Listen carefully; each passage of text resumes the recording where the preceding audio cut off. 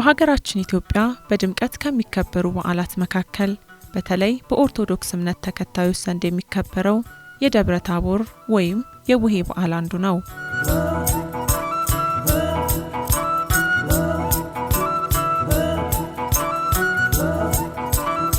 ደብረ ታቦር ማለት በግዕዝ የታቦር ተራራ ማለት ሲሆን ቡሄ ማለት ደግሞ ገላጣ ማለት ነው።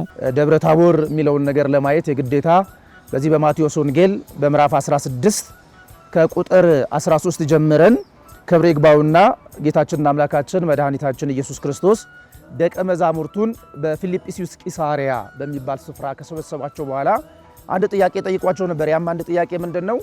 ሰዎች የሰው ልጅ ማን ብለው ይጠሩታል ብሎ ጠይቋቸው ነበር። ደቀ መዛሙርቱ የተለያየ መልስ ነው የመለሱት። አንዳንዱ ኤልያስ ነው ይሉሃል፣ አንዳንዱ ዮሐንስ ነው ይሉሃል፣ አንዳንዱም ኤርሚያስ ነው ይሉሃል፣ አንዳንዶቹ ደግሞ ከቀድሞ ነቢያት መካከል አንዱ ነው ይሉሃል አሉት። እናንተስ ማን ትሉኛላችሁ ብሎ ደግሞ ጥያቄውን ወደ ደቀ መዛሙርቱ መለሰ። ያን ጊዜ ችኩል የነበረው ቅዱስ ጴጥሮስ ጥያቄ ለመመለስ ይፈጥን የነበረው አንተማ የሕያው እግዚአብሔር ልጅ ነህ አለው። አንተማ የሕያው እግዚአብሔር ልጅ ነህ ሲለው ጴጥሮስ እውነት እውነት እልሃለሁ ይሄንን ስጋና ደም አልገለጠልህም፣ የገለጠልህ የአባቴ መንፈስ ነው። ክረምቱ አዲስ ዓመት ከመምጣቱ በፊት ተፈጥሮም ታዜማለች። ያ ደግሞ ውበቷ፣ ፍካቷ፣ የአዲስ ዓመት መቃረብ ሰዎች ላይ የሚፈጥረው ስሜት አለ። ለዚህ ይመስለኛል ብዙ በዓላቱ በተከታታይ ያሉ የፌስቲቫል ቅርጽ ያላቸው፣ የካርኒቫል ቅርጽ ያላቸው። ከ13ቱ ወራት ውስጥ አንደኛው የነሐሴ ወር ነው። የነሐሴ ወር ደግሞ በጣም ደስ የሚሉ ሁለት በዓላት የሚስተናገዱበት ነው። አንደኛው የልጆች በዓላት የሚስተናገድበት ነው። ሁለተኛው ደግሞ የልጃገረዶች በዓል የሚስተናገድ ነው። የልጆች በዓል በቡሄ ይከብራል።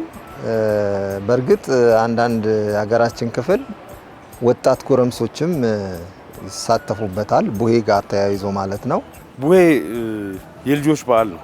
በጣም ልጆች ሆነን የምናፍቀው አሁንም ያሉት ልጆች የሚናፍቁት ዓመታዊ በዓል ነው። በህብረት የምንሰራበት፣ በህብረት ከህብረተሰቡ ጋር የምንገናኝበት፣ በህብረት አዚመን ማህበረሰቡን አሳምነን አንዳች ነገር የምናገኝበት ልምምዳችንም ነው። ምን ያህል ደስታ እንደሚሰጠን መቼም ልጅ ሆኖ ያለፈ ያውቀዋል። የቡሄ ጣዕም እጅግ የሚረሳ አይደለም። ልጅነታችንን ተጫውተን አልፈንበት ከልጅነታችን ጋራ ማህበረሰቡን ይዘን የምናድግበትም ነው። ደግነትን የምናይበት፣ ለልጆች ያለውን ፍቅር የምንመለከትበት፣ ማህበረሰቡ ለባህል የሰጠውን ዋጋ የምናይበት በመሆኑ ትምህርት ቤትም ነው፣ ልምምድም ነው። ወደ አዋቂነት የሚደረግ ጉዞ ላይ ልምምድም ነው።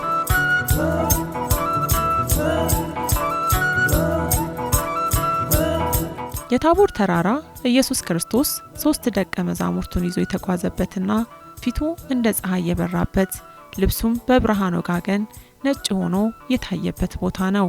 በማቴዎስ ወንጌል በ17ኛው ምዕራፍ ላይ ክርስቶስ በ6ኛው ቀን ይላል፣ በ6ኛው ቀን ወደ ረጅሙ ተራራ ይዟቸው ወጣ ይላል። 1843 ጫማ ከፍታ ከባህር ጠለል በላይ ያለውን ቅዱስ ጴጥሮስ ያንን ተራራ ሲወጣ ሊቃውንት ቤተክርስቲያን እንዳስረዱን ሽማግሌ ነው፣ ወገቡ ላይ ጎበጠ፣ የ55 ዓመት ሽማግሌ ነው። ነገር ግን ከሚያበረታው ጌታ ከክርስቶስ ጋር ነበርና ያንን ተራራ ወጥተዋል። በዛም ተራራ ላይ ሳሉ ክርስቶስ ልብሱ አጣቢ አጥቦ ሊያነጻው ከሚችለው በላይ ልብሱ ነጭ ሆነ፣ እንደ በረዶ ነጭ ሆነ፣ መልኩ ተለወጠ። ሙሴና ኤልያስም ተገለጡ።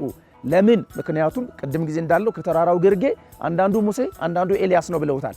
ክርስቶስ ሙሴ ወይም ኤልያስ እንዳልሆነ ማረጋገጫው ሙሴና ኤልያስ መጥተው መመስከር አለባቸው። አንዱን ከብሔረ ሙታን አንዱን ከብሔረ ሕያዋን አመጣቸው። ሙሴ ካገቡ ወገን ነው፣ ኤልያስ ደግሞ ካላገቡ ከደናግላን ወገን ነው። ተራራው የቤተ ክርስቲያን ምሳሌ ነው። ስለዚህ በቅድስት ቤተ ክርስቲያን ያገባም ሆነ ያላገባ ንስሐ ገብቶ ቅዱስ ሥጋውና ክቡር ደሙን ከተቀበለ እንደ ቃሉ መኖር ከቻለ በሰማያዊ ስፍራ ርስት አለው፣ ቦታ አለው። ስለዚህ ምን አደረገ? ካገቡና ካላገቡ መካከል ክርስቶስ አመጣቸው። የቡሄ በዓል በሀገራችን የክረምት ወቅት አልፎ የሚከበር በመሆኑ ቡሄ ካለፈ የለም ክረምት፣ ዶሮ ከጮኸ የለም ሌሊት እየተባለ ተገጥሞለታል። ዶሮ ከጮኸ የለም ሌሊት፣ ቡሄ ካለፈ የለም ክረምት። ቡሄ ማለት ገላጣ ማለት ነው። ይህንንም ከሃይማኖታዊ ጋር ስናያይዘው ደብረ ታቦር ላይ ክርስቶስ ብርሃነ መለኮቱን በሚገልጥበት ጊዜ ልብሱ እንደ በረዶ ነጭ በሆነበት ጊዜ የታቦር ተራራ በብርሃን ተጥለቅልቆ ነበርና ገላጣ ሆኖ ነበር። ሃይማኖታዊ ክብር ያለው ቢሆንም ነገር ግን ከጊዜ ወደ ጊዜ ይሄ የባህል ፖሊሲ ከጸደቀ በኋላ በ1990 ማለት ነው።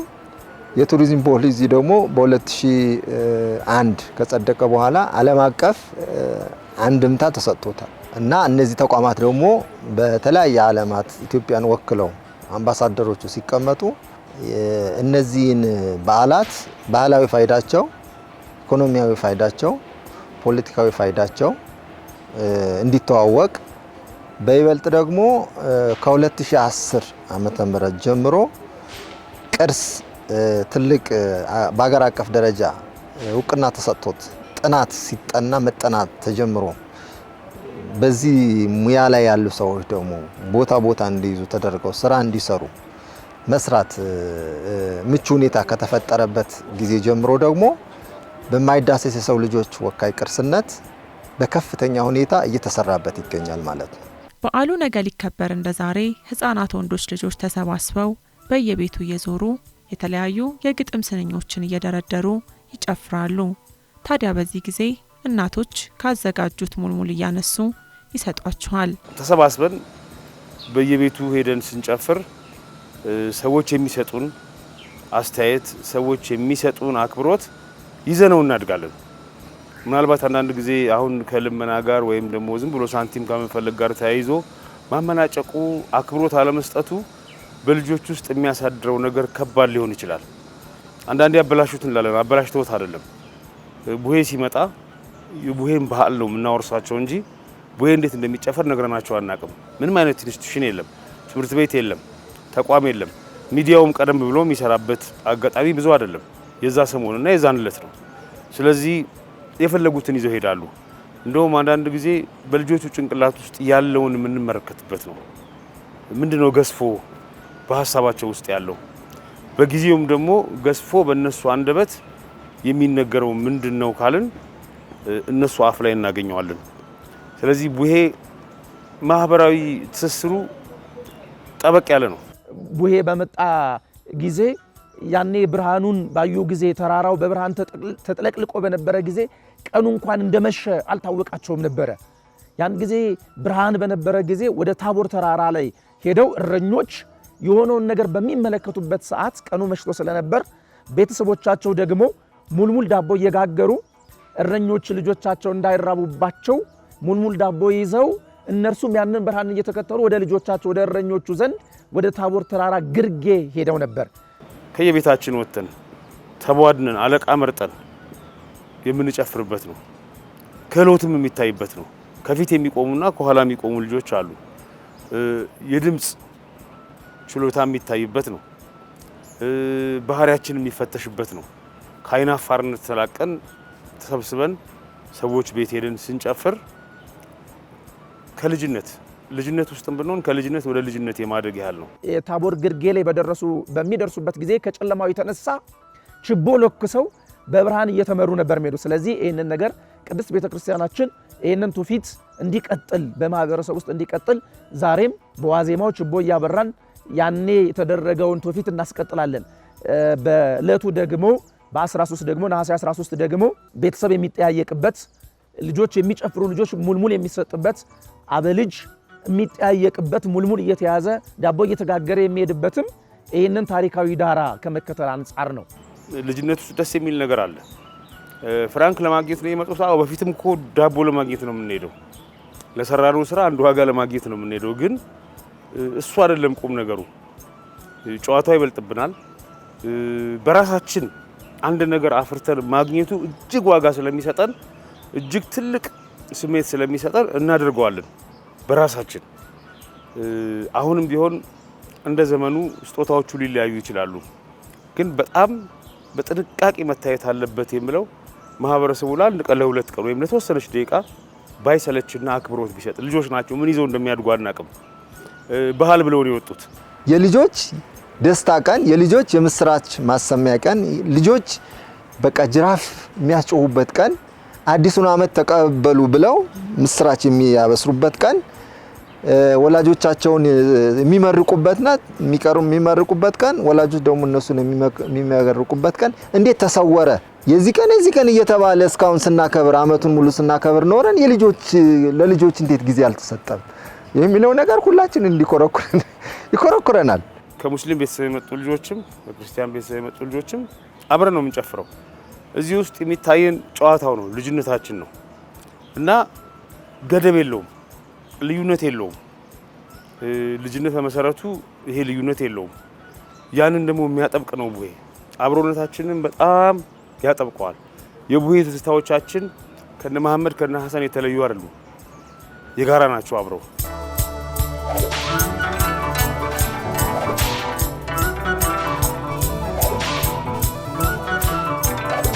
ሌላው በቡሄ በዓል ከሚከወኑ ክንውኖች አንዱ የጅራፍ ማጮህ ስነ ስርዓት ነው።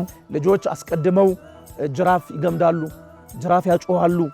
ጅራፍ ሲጮህ ከኋላ የሚጮህ ከሆነ ያስደነግጣል፣ ለሰሚው ያስበረግጋል። በተራራው ላይ ያሉ ጴጥሮስ ያዕቆብና ወንድሙ ዮሐንስም የአብ አካላዊ ቃል የምወደው ልጄ ይህ ነው ወለቱ ስምዕዎ እርሱን ስሙት ባለው ጊዜ ከአብ አካላዊ ድምፅ የተነሳ ፈርተው በርግገው ወድቀው ነበር። ይህንንም ለማጠየቅ በተለይም ደግሞ በገጠራማው ክፍል ገደላ አካባቢ ተፈልጎ ጅራፍ ይጮሃል እንዲያስተጋባ። ያ የሚያስተጋባውን የአብ አካላዊውን ቃል ድምፅ ከመናፈቅ የተነሳ ማለት ነው።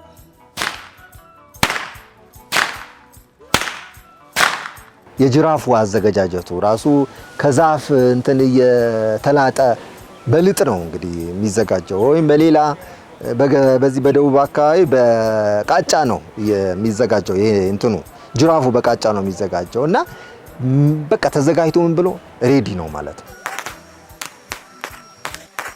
ቡሄ ኪነ ጥበባዊ እሴቱም ከፍ ያለ ነው። ውጬ በድንክ አልጋ ተገልብጬ አይነት ስቲ ምን ማለት ነው ብዬ ማሰብ ጀምራለሁ። ዘመንን ያሳይሻል፣ ወቅቱን ያሳይሻል። ያቺ አልጋውን የለችም። ያቺ አልጋ ምናልባት በወቅቱ ትልቁ ልትሆን ትችላለች እና የማይለወጡት መሰረቶች ትላንት የነበርንበትን ያሳያሉ። ማህበረሰባችን ውስጥ ያሉትን አመለካከቶች መሰረተ ልማቱ ሊሆን ይችላል፣ መገልገያ እቃዎቹ ሊሆን ይችላል፣ አስተሳሰቡን አመለካከቱን ሁሉ ያሳያል።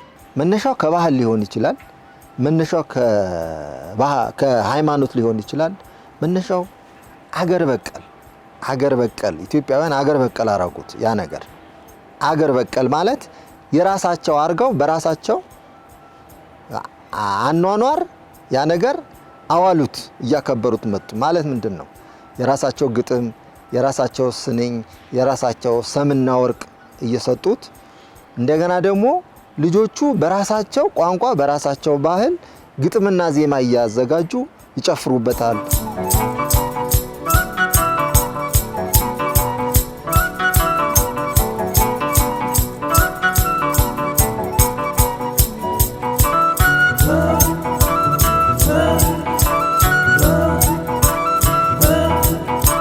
በየዓመቱ ከተለያዩ ልጆች ጋር ጨፍረን ይሆናል። ሰፈር ከቀያየርን ወይም ሰፈር ባንቀያየርም ቡድናችንን ልንቀይር እንችላለን። ሁላችንም ስንመለከት ከሁሉም ቤተሰብ ነው የወጣው። እምነት የለም፣ ቋንቋ የለም፣ ዘር የለም፣ ልጅነትና ኢትዮጵያዊነት ነው። ስለዚህ ይሄ አንድ ክስተት አይደለም። ነገ ትልቅ ሆነን አገር ላይ ስንኖር ትዝታ ሆኖ በደማችን በትውስታችን ውስጥ ሰርጎ ኢትዮጵያዊነታችንን የሚያጸናው አብሮነታችንን የሚያጸና አንድ ክስተት ነው። ሙሴና ኤልያስ ለምንድን የመጡት ስንል ሙሴ ለምስክርነት ነው የመጣው። ምን ሲል ሊመሰክር መጣ ሙሴ? እኔ እኮ ባህር ብከፍል፣ ጠላት ብገል፣ አለት በሰነጠቅ፣ ውሃ ባፈልቅ፣ ሰማያትን ባስከፍት፣ መናን ባስወርድ ያንተን ስም ጠርቼ ነው። አንተ የሙሴ አምላክ ልትባል ይገባል እንጂ ሙሴ ልትባል አይገባም ሲለው ነው። ኤልያስስ ለምንድን ነው የመጣው ሲባል ሰማይን በለጉም ዝናብ እንዳይዘንብ 3 ዓመት ከ6 ወር እንዳይዘንብ ባደርግ ከላይ ከሰማይ ዝናብ እንዳይዘንብ አድርጌ እሳት እንዲዘንብ ባደርግ ያንተን ስም ጠርቼ ነው። ስለዚህ አንተ ኤልያስ አስገኝ፣ የኤልያስ አምላክ፣ የኤልያስ ፈጣሪ ልትባል ይገባል እንጂ ኤልያስ ልትባል አይገባህም ሲል ኤልያስም ሙሴም ለምስክርነት መጡ። ዋጋው ከፍ ያለ በመሆኑ ቡሄን ከምንንቀው ከምናመናጭቀው ለዛውን አጣ ከምንል ሲመጣ ብቻ ትዝ ከሚለን ሳይመጣም ብናስበው ልጅነትን ወደ አዋቂነት የሚያሸጋግር በአዋቂነት የምንፈልጋቸውን ታላላቅ ጉዳዮች ልጅነት ላይ የምናስቀምጥበት ትልቅ አጋጣሚ ነው። ሶስቱ ሐዋርያት ደግሞ የዲያቆናት ምሳሌ ናቸው። ዛሬ ላይ ቅዳሴ ሲገባ በተራራ በተመሰለው በቅድስት ቤተክርስቲያን ቅዳሴ ሲገባ 2 ቀሳውስት ካህናትና 3 ዲያቆናት 5 ልኡካን ሆነው ይገባሉ። ደግሞ ቅዳሴውን የሚመራው ደግሞ ሊቀ ካህናት ወይም ደግሞ የቤተክርስቲያኑ አስተዳዳሪ ደግሞ ይኖራል። ነገር ግን ቅዳሴው ቢቀደስ ሰዓታቱም ማህሌቱም ኪዳኑም ቢደርስ ሁሉ ነገር ቢደረግ የሚመሰገነው መድኃኔ ዓለም ኢየሱስ ክርስቶስ ነው። በዛ በኩል ሙሴና ኤልያስ፣ በዚህ በኩል 3ቱ ደቀ መዛሙርት አሉ። መካከል ያለው ደግሞ ክርስቶስ ነው። የሚመሰገነው የሚቀደሰው የሚወደሰው ክርስቶስ ነውና ነው። ከዛ ባሻገር ሙሴና ኤልያስ የብሉይ ኪዳን ምሳሌ ናቸው። የመጡትም የኖሩበትም ዘመን በብሉይ ዘመን ስለሆነ በዚህ በኩል ደግሞ ያሉ 3ቱ ደቀ መዛሙርት ደግሞ የአዲስ ኪዳን ምሳሌዎች ናቸው። ስለዚህ ብሉይና አዲስ የተዋህደው በክርስቶስ ሰው መሆን ነው። ይህንንም ቅድስት ቤተክርስቲያን አስፍታና አምልታ ብሉይና አዲስ ኪዳንን ይዛ አስተባብራ ዛሬ ለልጆቿ ታስተምራለች። እኛ ብዙ የታደልን ይሄ የሌላቸው ህዝቦች የነሱ ያልሆነ በአድን ነገር ነው ይዘው የሚሰሩት። እሱ ደግሞ ለሀገሬው ለህዝቡ ፋይዳ የለውም። የሰው በዓል ማድመቅ ነው ወይም ዝም ብሎ መዝናኛ ብቻ ነው። ለኛ ግን የሚሰጡን ትርጓሜዎች ከፍ ያሉ በመሆናቸው እንደ አጋጣሚ ብዙ አሉን። አሁን በዚሁ ሳምንት የሚከበሩ ብዙ አሉን። የሴቶች በዓሎች አሉ፣ የልጃገረዶች በዓሎች አሉ እና እነዚህ ሁሉ ማህበረሰባችንን ጥብቅ በማድረግ አንድ በማድረግ ትዝታችንን በማስተሳሰር የጋራ ጉዳዮች በመፍጠር ያላቸው ፋይዳ ከፍ ያለ በመሆኑ ሊጠበቁ ይገባል። ኢትዮጵያን ቡሄ ተብሎ ፈረንጁ እንዲያውቀው አያውቁም። እነሱ ይሄንን ነገር አያውቁም። እነሱ ሌላ ነው አይደል? ሌላ ነው ባህል ሊኖራቸው ይችላል፣ ግን የኛ አይነት ባህል አይደለም። የኢትዮጵያ የቡሄ ቀን ተብሎ የልጆች የቡሄ ቀን፣ የልጆች የደስታ ቀን፣ የልጆች የምስራች ማሰሚያ ቀን፣ የልጆች መመረቂያ ቀን፣ ወላጆች ልጆቻቸውን የሚመርቁበት ቀን ተብሎ እንዴት ቀን አልተከበረለትም? የታቦር ተራራ ለምንድን ነው የተመረጠው ሲባል በዚህ በመዝሙር 88 ቁጥር 12 ላይ ታቦር ወአርሞኒየም በስመ ዚአከ ይትፌስሑ፣ ታቦርና አርሞኒየም በስምህ ደስ ይሰኛሉ፣ ደስ ይላቸዋል ተብሎ ተጽፏል። ስለዚህ ያንን ትንቢት ይፈጸም ዘንድ ክርስቶስ በደብረ ታቦር ግርማ መለኮቱን አምላክነቱን ገልጧል። ያ የብሉይ ኪዳን ያ በመዝሙር የተጻፈው ትንቢት ይፈጸም ዘንድ እውነት መሆኑን ያረጋግጥ ዘንድ ክርስቶስ ምን አድርጓል? በደብረ ታቦር ተራራ ላይ ተገልጧል። ያንን ነገር ባዩ ጊዜ ቅዱስ ጴጥሮስ ወደ ክርስቶስ ዘንድ ቀረብ ብሎ አንድ ነገር ተናግሮ ነበር። ለኛ በዚህ መሆን መልካም ነው አለ። በተራራው ላይ ለኛ በዚህ መሆን መልካም ነው። እውነት ነው፣ ለኛ በዚህ መሆን መልካም ነው። ለምን? ምክንያቱም ክርስቶስ አንተ ታስተምረናለህ። ሙሴ ምን ያደርጋል? ከሰማይ መና እያወረደ ያበላናል፣ ይመግበናል። ኤልያስ ደግሞ ጠላት እንኳን ቢነሳብን ከላይ ከሰማይ እሳት እያወረደ ጠላቶቻችን ይመታል። ስለዚህ ለኛ በዚህ መኖር መልካም ነው አለና ምን አለ? 3 ዳስ እንስራለ ንግበር ሰልስተ ማህደረ አሐደ ለከ ወአሐደ ለሙሴ ወአሐደ ለኤልያስ። እነሆ 3 ማደሪያዎች እንስራ፣ አንዱን ለኤልያስ፣ አንዱን ለሙሴ፣ አንዱን ደግሞ ለአንተ አለ። አሐደ ለከ ወአሐደ ለሙሴ አሐደ ለከ ወአሐደ ለሙሴ ወአሐደ ለኤልያስ ንግበር ማኅደረ ወአሐደ ለኤልያስ ንግበር ማኅደረ። እንግዲህ የሥነ መለኮት ምሁራን የቤተ ክርስቲያኖቱ ሊቃውንት ቅዱስ ጴጥሮስ ብልጥ ስለሆነ ነው እኔን የተናገረው። በተራራ ያሉት 6 ናቸው። 6 ዳስ እንስራ አይደለም ያለው፣ 3 ዳስ እንስራ ነው ያለው። እኔ ከክርስቶስ ጋር ብኖር፣ ያዕቆብ ደግሞ ከሙሴ ጋር ቢኖር፣ ዮሐንስ ደግሞ ከኤልያስ ጋር ይኖራል። መቼም ብቻቸውን አያድሩም። 3 ዳስ ብንሰራ 2 ሆነን እንኖርበታለን ሲል ነው ይህንን ነገር የተናገረው። ስለዚህ በዛ ስፍራ ላይ ግርማ መለኮቱን የገለጠበት በታቦር ተራራ ግርማ መለኮቱን የገለጠበት ነው። አምላክነቱን የገለጠበት ነው። ከ9 የጌታ አበይት በዓላት መካከል አንዱ ደብረ ታቦር ነው። ቡሄን ስንሻገር የምናገኛቸው የሻደይ፣ አሸንድዬ፣ ሶለልና አሸንዳ በዓላት ናቸው።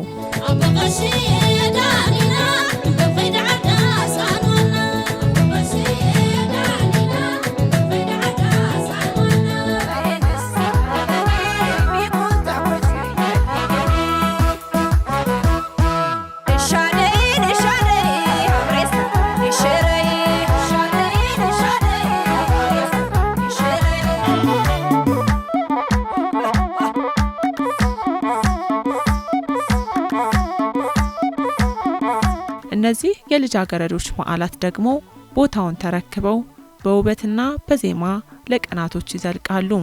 የነሐሴ ደግሞ የልጃገረዶች ነው።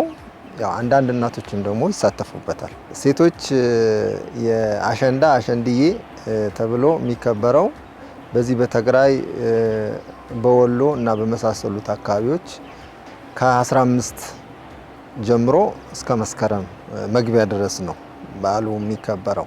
ከተነተነው ብዙ ደግሞ ማህበራዊ ፋይዳ አለው። ውበት የሚታይበት ነው። ኪነ ጥበባዊ ፋይዳው ከፍ ያለ ነው። የሚያዜሙ ሴቶች ድምጻቸው የሚፈተሽበት ነው። ራሳቸው የሚለኩበት ነው። ከዘላቂ ህይወት ጋር ከትዳር ጋር በተያያዘ የሚታዩበት ነው።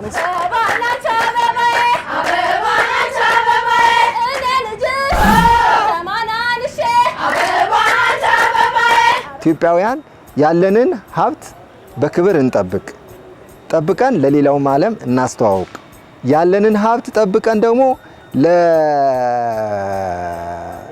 ለመልካም ነገር እናውለው እና ነገ ደግሞ ብርሃን ነው።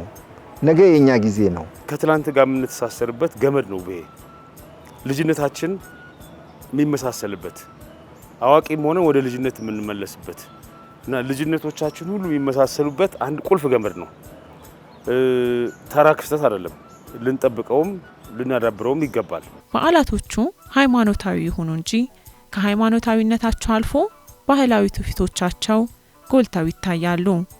የሻደይ፣ የሶለልና የአሸንዳ እንዲሁም የደብረ ታቦር ወይም ደግሞ የቡሄ በዓላት በእጅጉ የጎላ የማህበራዊ ህይወት መስተጋብራችንን የሚያሳዩ ደማቅ በዓላቶች ናቸው።